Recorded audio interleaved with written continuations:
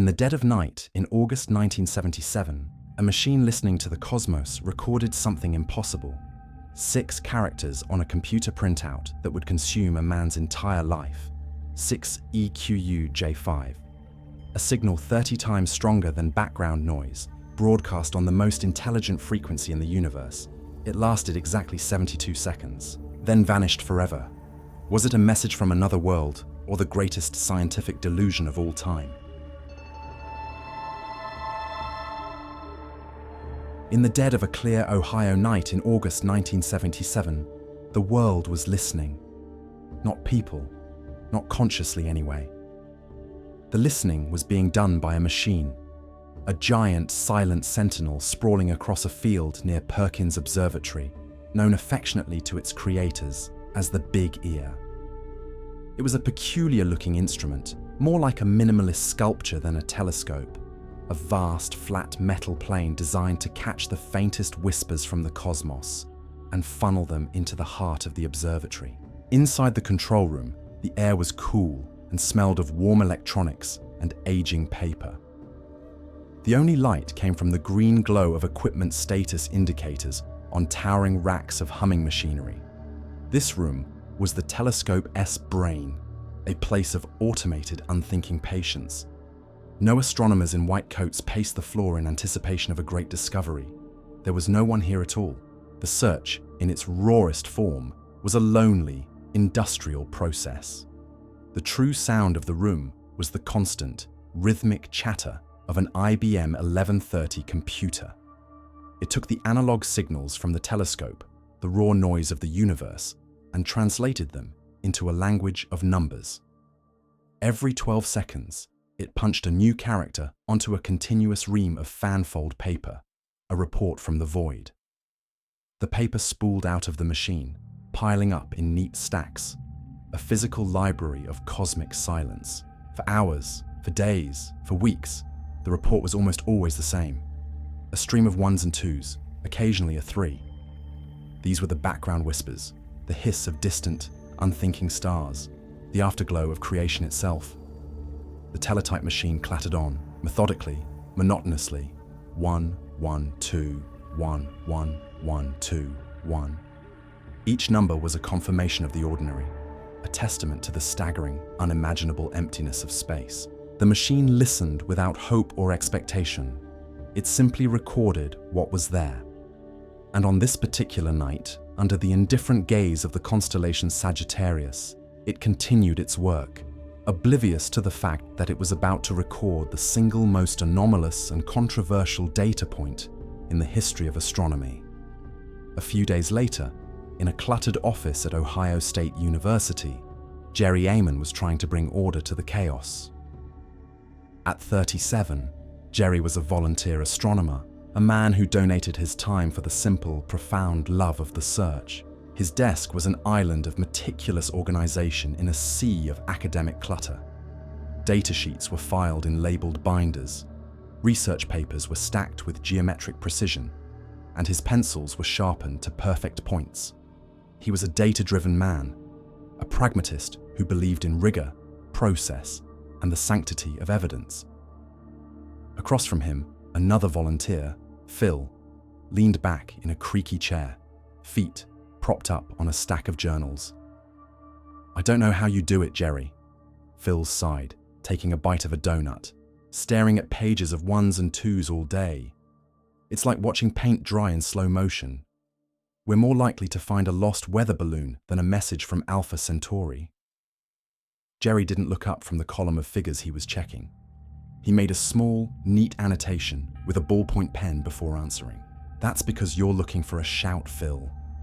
You're waiting for the sky to part and a voice to boom, 'We are here.' But that's not how it works. The universe doesn't shout its secrets. It whispers them. It hides them in the signal-to-noise ratio." He finally turned, his expression earnest, his eyes bright with a passion that years of tedious work hadn't dimmed. "Our job isn't to hope for a miracle. Our job is to listen, properly. To be so rigorous with our data, so meticulously careful, that if a whisper ever does come through, we'll be able to prove it's not just our own imagination. We have to rule out every other possibility first. Every satellite, every military broadcast, every atmospheric anomaly. What's left, however improbable, is the signal. Phil chuckled, wiping sugar from his lips. And what's left is usually a faulty transistor or a Soviet spy satellite bouncing its signal off a patch of ice in the upper atmosphere. Come on, Jerry.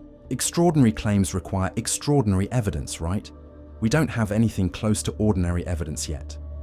That's why we build the foundation first, Jerry said, turning back to his work.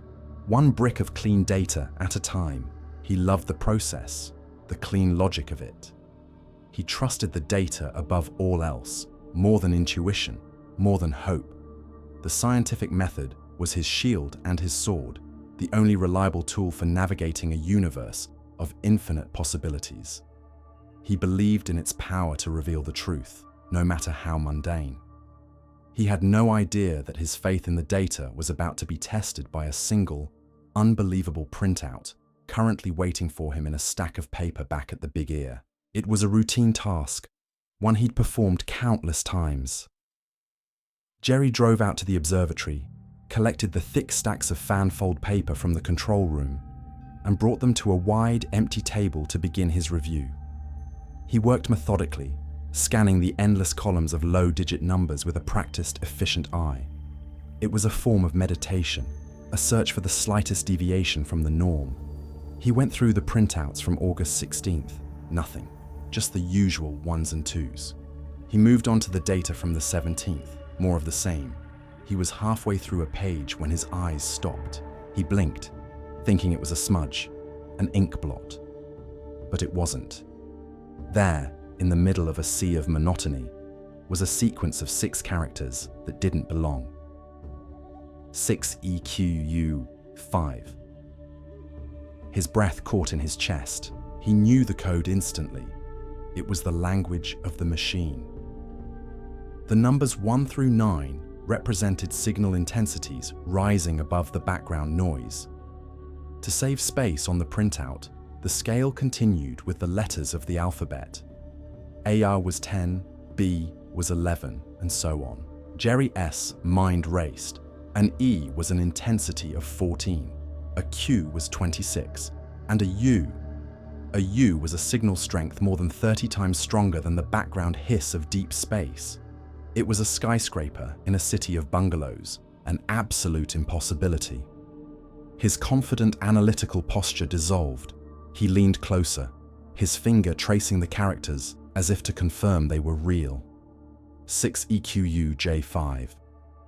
He grabbed the logbook, his hands moving with a new frantic energy. He checked the timestamp, the exact coordinates the telescope was pointed at during those 72 seconds. It wasn't a known satellite. It wasn't a military plane. The telescope had been aimed at a patch of empty space in the constellation Sagittarius, near a globular cluster called M55. There was nothing there, nothing that should be able to produce a signal of such staggering power. The signal had risen and fallen over the 72-second window in a perfect crescendo and decrescendo, exactly matching the pattern of the Big Ear as it scanned across a fixed point in the sky. It meant the source wasn't terrestrial. It was out there.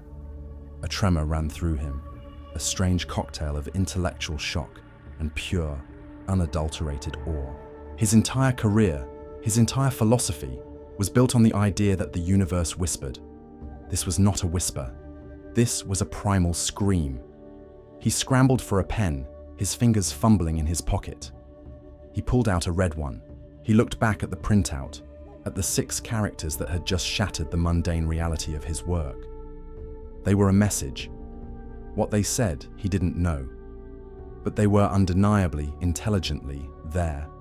His scientific mind, the part of him that demanded rigor and repeatable proof, was at war with the profound, intuitive certainty rising within him.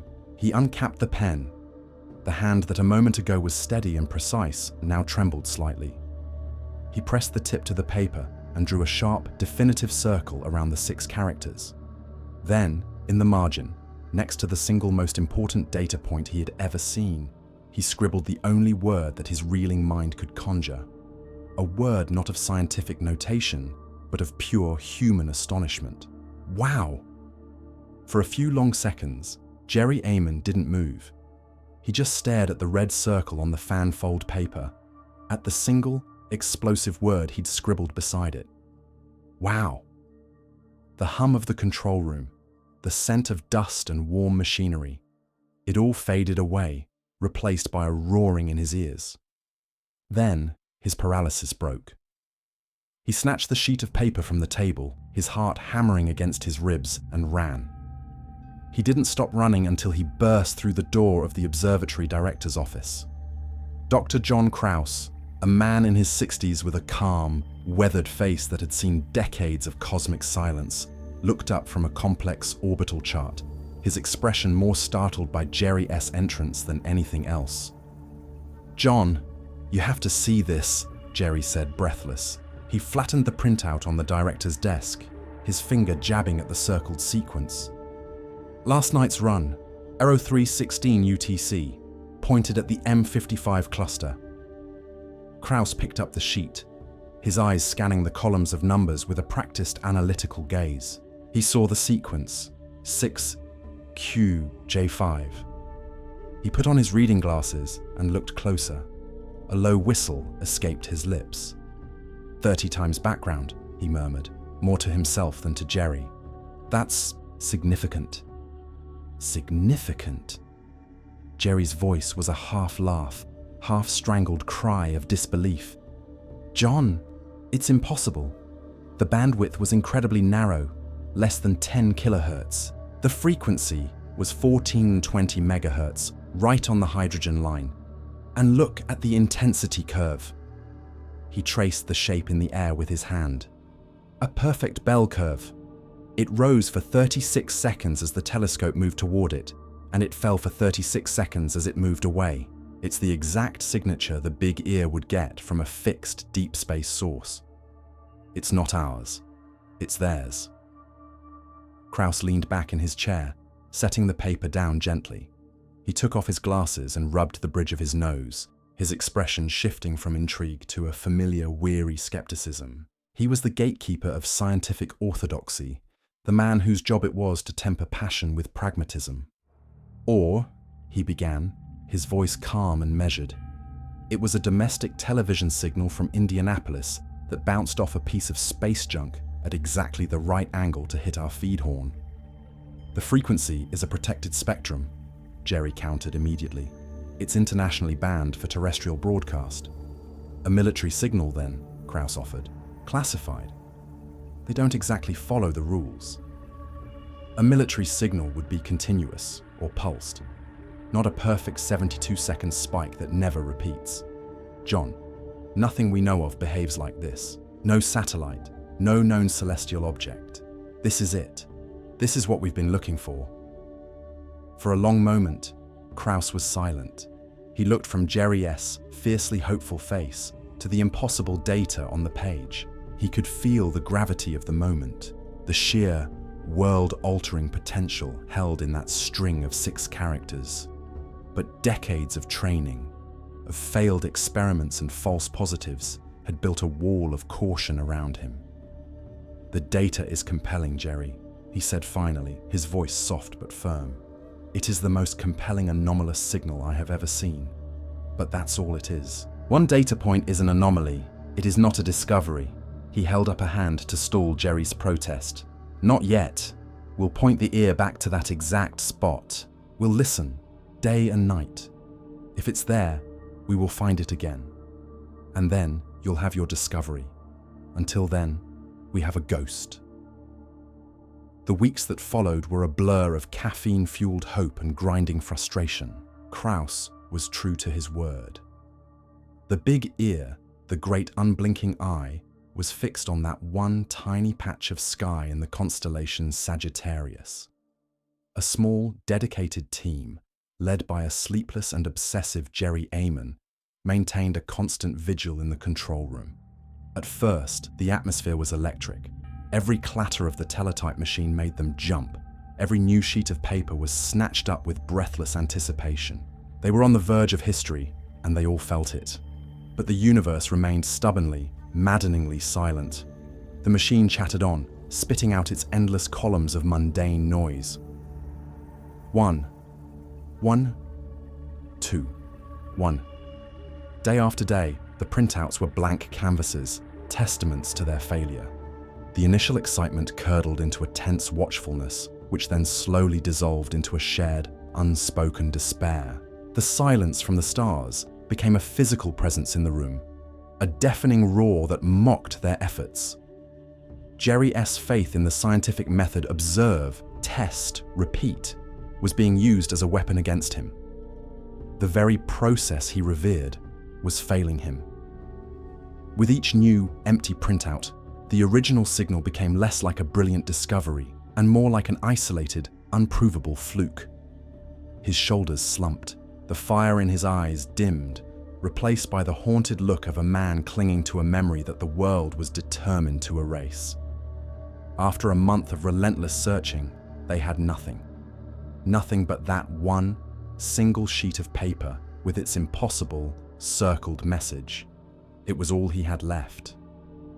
He stood at the podium in the university lecture hall, the room feeling both cavernously large and suffocatingly small. Before him sat a panel of 5 senior astronomers, men with graying hair and reputations built on decades of peer-reviewed, repeatable results.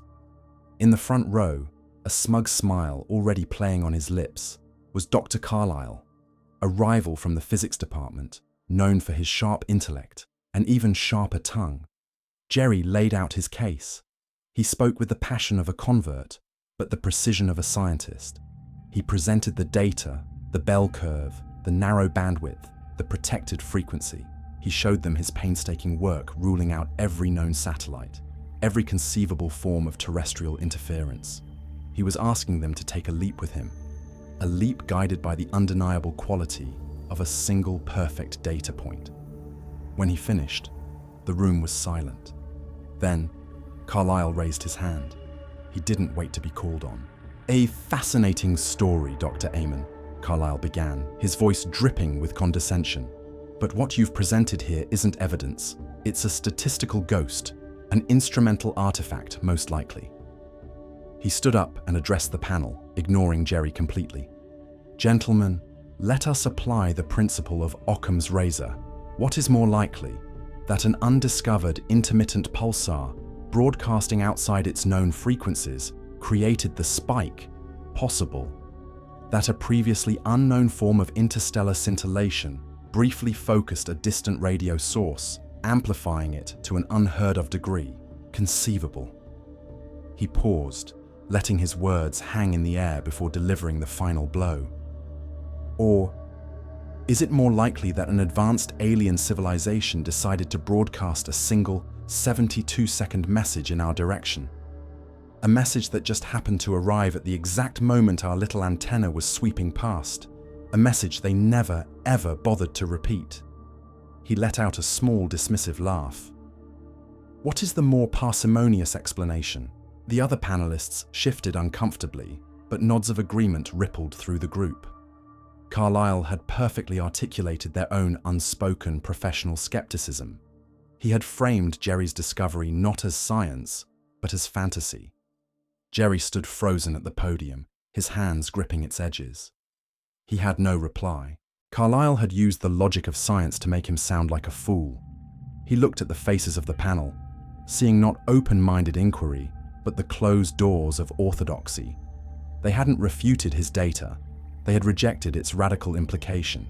He was alone, a heretic in the church of science, left with nothing but his one, inexplicable piece of paper and the humiliating, echoing silence of the room. Humiliation is a cold, quiet poison. In the months following his public dismissal, Jerry Ehman retreated from the world, sealing himself inside his small apartment. The neat, orderly space that had once been his sanctuary became the chaotic command center of a one-man war. The clean lines of his desk disappeared under mountains of textbooks. Star charts were taped to the walls, covered in a spiderweb of red-penned calculations. The floor was buried in drifts of discarded papers and empty coffee cups. He had become a man possessed by 72 seconds of his past. The phone rang, a shrill intrusion into his self-imposed exile. He ignored it, his eyes fixed on a declassified schedule of Soviet satellite launches from 1977. It rang again, and again. With a sigh of irritation, he snatched the receiver. "Jerry, thank God. I was about to call the police." It was his sister, Sarah. Her voice was tight with worry. "I've been calling for 3 days. Are you okay? You sound tired." "I'm fine, Sarah. Just busy," he said, his voice flat. As he spoke, his free hand frantically cross-referenced the satellite schedule with a list of known radio frequencies. "Just working on a new paper." "A new paper?" "Jerry, Phil told me what happened at the university. He said you should take a break, let it go for a while." A spark of anger flared in Jerry's chest. "Let it go? They called it a ghost, a glitch. Carlisle stood up there and treated me like a child who saw a monster in the closet. They didn't engage with the data. They dismissed it because it was easier." He took a deep breath, forcing his voice to sound steady. "I'm not trying to prove it was aliens anymore, Sarah. I'm doing what they should have done. I'm trying to prove it was something else. Anything else. I'm going to beat them at their own game."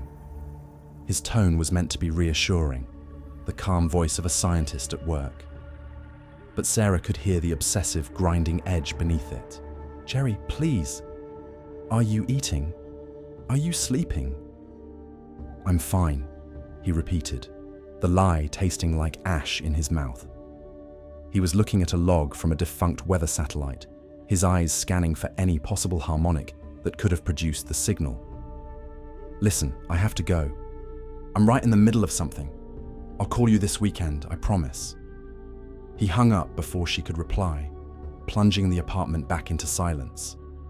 He stood motionless for a moment, the weight of his lie pressing down on him. Then he turned back to the sea of paper. He wasn't just a scientist anymore. He was an obsessive, a man whose rigorous adherence to the scientific method had become a tool for self-punishment. He would falsify his own discovery, or he would die trying. His quest took him from his apartment to the dusty archives of the university library.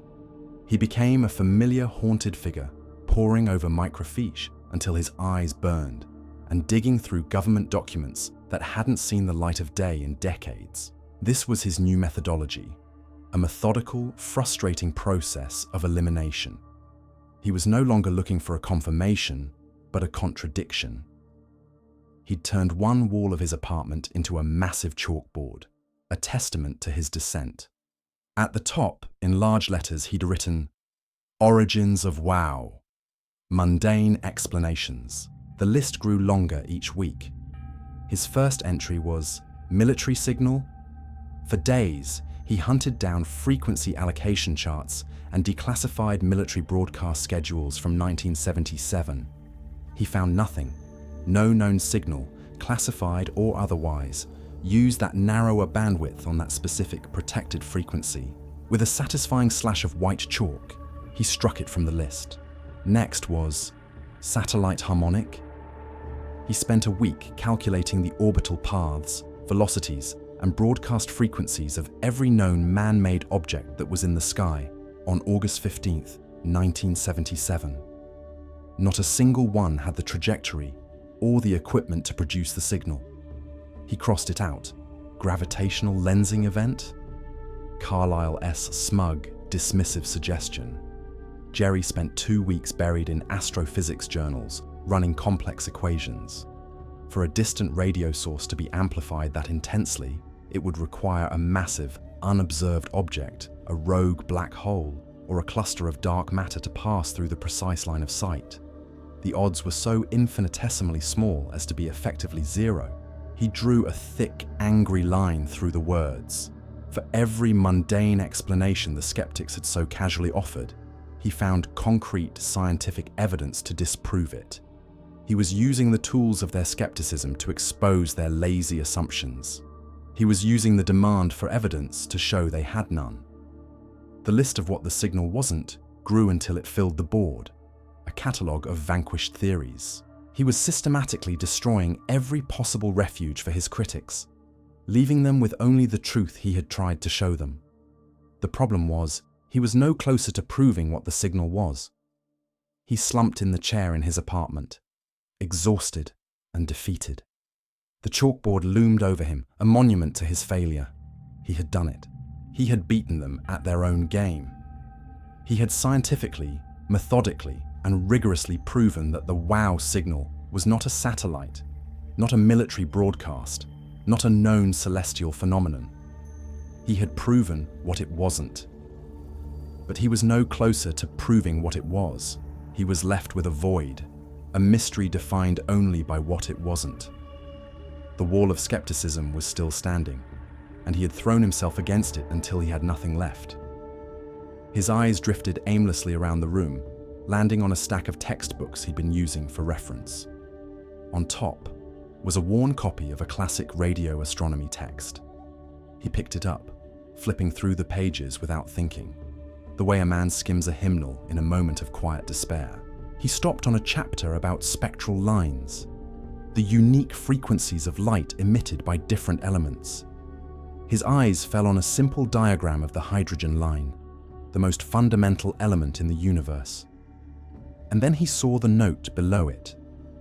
The author described the 1420 MHz frequency as a cosmic waterhole, a quiet, protected universal channel, free from the background noise of the galaxy, a place where intelligent species, all knowing the basic physics of hydrogen, might logically gather to listen or to broadcast a greeting.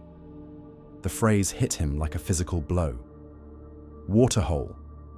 He scrambled from his chair, his fatigue vanishing, replaced by a surge of adrenaline. He lunged for the file cabinet where he kept his most precious artifact. His hands shook as he pulled out the original printout, the sheet of paper he had protected for months. He smoothed it on his desk, his eyes finding the technical data in the margins he had recorded on the day of the discovery. Frequency, 1420 or 1.56 MHz. It wasn't just close, it was a bullseye. A slow smile spread across his face, the first genuine smile in months. He had been so focused on the signal's strength, on its shout, that he had missed its true genius. This wasn't a random blast of noise on a random frequency. It was a message broadcast on the most logical, intelligent, and universally understandable channel imaginable. It was a call left at the cosmic meeting place. It wasn't just strong, it was brilliant. The conflict wasn't about a single, unrepeated event anymore. It was about meaning. The skeptics could dismiss a fluke, but could they dismiss a message of such profound intelligence? He finally had his new purpose. The fight was no longer to find the signal again. It was to make the world understand the significance of the one they had already found, and so arrogantly ignored. The new purpose that had ignited in Jerry S.'s apartment the mission to defend the intelligence of the signal became his life's work. But a man armed with a brilliant interpretation is no match for an establishment that demands repeatable data. The years that followed were not a glorious battle, but a slow, grinding descent into the wilderness. The year is 1987. 10 years have passed. The conference is not at a prestigious university, but in the beige, windowless ballroom of a second-tier airport hotel. The audience for the annual Symposium on the Search for Extraterrestrial Intelligence is a sparse collection of earnest believers in turtlenecks, wide-eyed UFO enthusiasts, and a few curious graduate students. Jerry Ehman, now in his late 40s, his hair thinner and his face etched with the weariness of a decade-long fight, stands at the podium. The fire is still in his eyes, but it has a more controlled burn now, honed by years of argument. He passionately delivers his paper, the culmination of his life's work, the semiotics of 1420 MHz. An argument for intelligence in the WOW signal. He doesn't plead, he teaches. He lays out the evidence for the waterhole frequency, the impeccable logic of the broadcast, the sheer undeniable intelligence behind the choice. When he finishes, there is a smattering of enthusiastic applause. Then, During the QA, a figure rises from the back of the room, a ghost from Jerry S. past. Dr. Carlyle, now greyer, heavier, and radiating an even more potent aura of smug self-satisfaction. He doesn't address the chair. He addresses Jerry directly, his voice carrying easily through the small room. "It's a compelling narrative, Dr. Ehman," Carlyle says, the word narrative dripping with academic scorn. "You tell a very good story, but science, as you well know, is not about storytelling. It is about data." He pauses, letting the weight of his judgment settle over the room. "Have you found it again?" The question is a blade, sharp and cold, cutting through 10 years of Jerry S. work. It dismisses his entire argument, his meticulous research, his plea for interpretation. It reduces his life's purpose back to the single, impossible demand for repetition. The fire in Jerry's eyes flickers and dies. He looks out at Carlyle, the embodiment of the orthodoxy that had cast him out. There is nothing left to say. "No," Jerry answers, his voice barely a whisper. Carlyle smiles, a thin, triumphant smile of a point proven, an opponent vanquished yet again. He sits down, the matter settled. Jerry is left standing at the podium, no longer a scientist presenting a paper, but a believer proselytizing to a fringe flock. He has been permanently relegated to the wilderness. The mainstream had not only forgotten him, it had built a wall to ensure he could never return. Another decade slips by. The year is 1997. The fight is over. Jerry sits at a desk in the quiet office of his suburban home. There are no university letterheads, no academic journals. His career as a professional astronomer is a distant memory. He is typing an email, his fingers moving slowly and deliberately. The recipient is a high school student from Oregon who had found his name in an old magazine article and wanted to know if the story of the wow signal was true. It was an email he had written, in one form or another, 1,000 times. He patiently explains the details of the Big Ear telescope, the meaning of the code 6EQJ5, the significance of the waterhole frequency. He is polite, encouraging, and thorough. When he finishes, he leans back in his chair. On the wall above his monitor hangs a simple, elegant frame. Inside, protected behind museum-grade glass, is the original fanfold printout.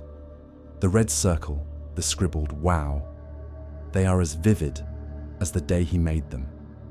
But he no longer looks at it with the fire of a fighter searching for a weakness in his enemy's walls. He looks at it with the quiet, melancholic resignation of a curator. The printout is no longer a piece of data to be analyzed. It is a holy relic, the central artifact of his own personal faith. He is the keeper of its story, the curator of a museum with only one exhibit. The great external conflict with the scientific world had long ago faded, replaced by a quiet, internal one. The world had moved on, filling the silence with new questions and new discoveries, but Jerry could not. He was anchored to that one singular moment. He had sacrificed his career, his reputation, everything for the integrity of those 72 seconds. Staring at the frame, he was left with the question that had haunted him for 20 years. Was it worth it? The end came a year later, in 1998. Jerry stood in an open field under a grey Ohio sky. The air was filled with the diesel growl and metallic screech of heavy machinery.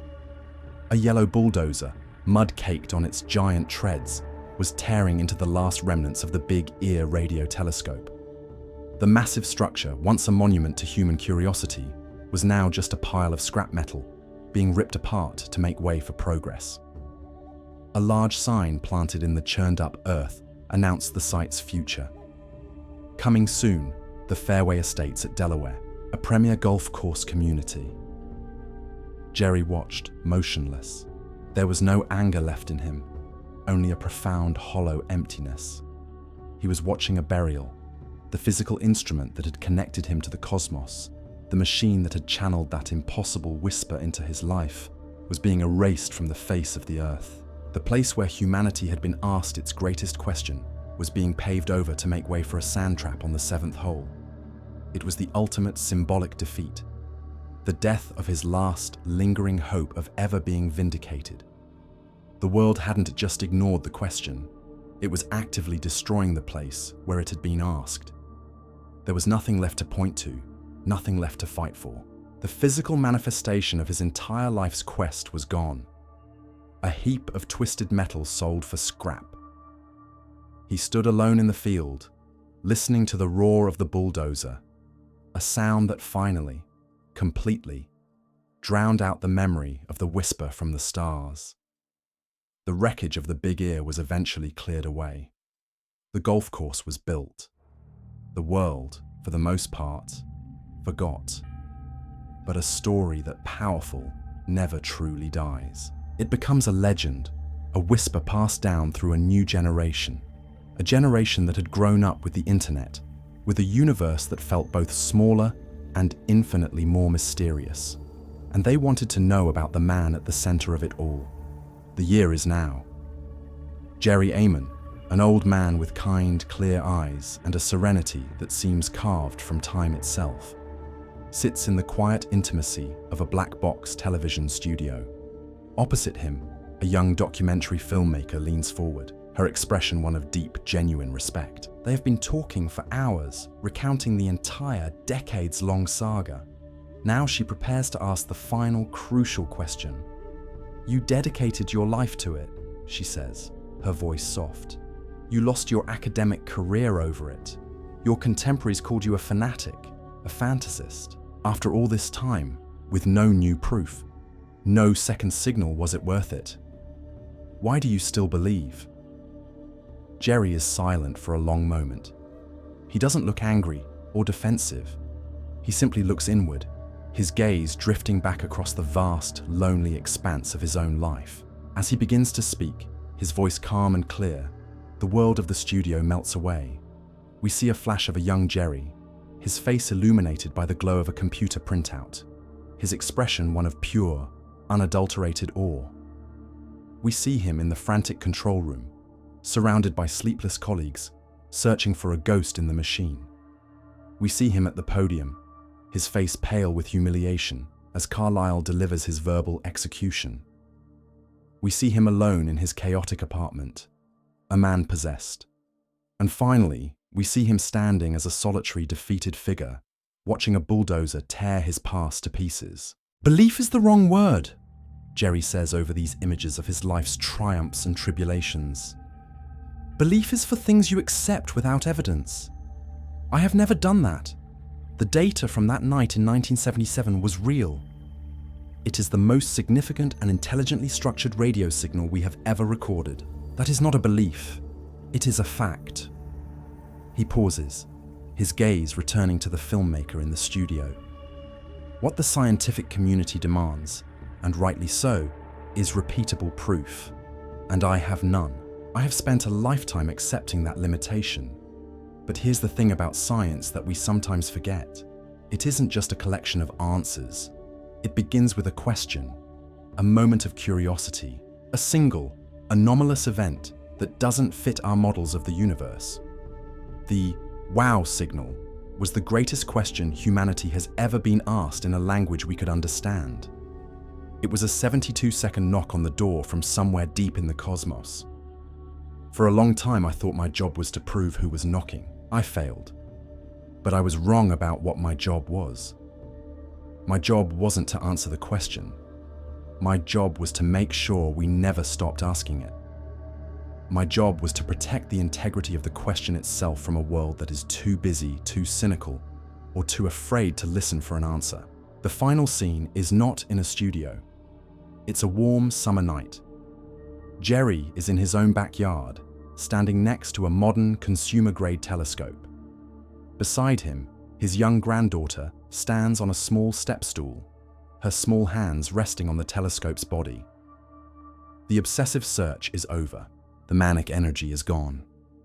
All that remains is a quiet sense of wonder. "Okay, see that bright star over there?" Jerry says, his voice a gentle murmur as he points up at the sky. That's Altair. And if you follow that line down, see that little fuzzy patch? That's where you'll find Sagittarius. He helps his granddaughter lean down and look through the eyepiece. He isn't manically scanning for a signal. He is simply sharing the sky. It came from right over there, he says wistfully, a small smile on his face. A long time ago, a very long way away. Did they say hello? His granddaughter asks, her eyes still pressed to the lens. Jerry looks up at the vast, silent, star-filled sky. The same sky that once gave him a single, perfect word and then a lifetime of silence. He feels no bitterness, no regret, only a deep, abiding peace. I think they did, he says softly. Maybe someday they'll call back. The little girl continues to stare, her eyes wide with all the curiosity in the world. The camera holds on them for a moment, the old man who spent his life on a question, and the little girl just beginning to learn what questions to ask. Then it slowly pulls back and back, leaving them behind, rising up past the trees, up into the cool night air, until the small backyard is just a tiny point of light, lost in the immense, silent, and listening darkness. The question finally has been passed on. Finally, has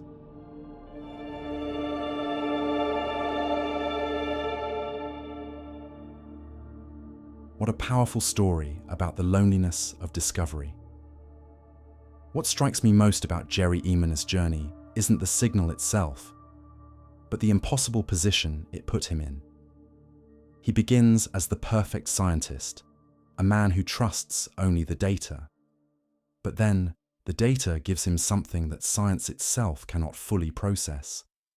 A perfect, singular event.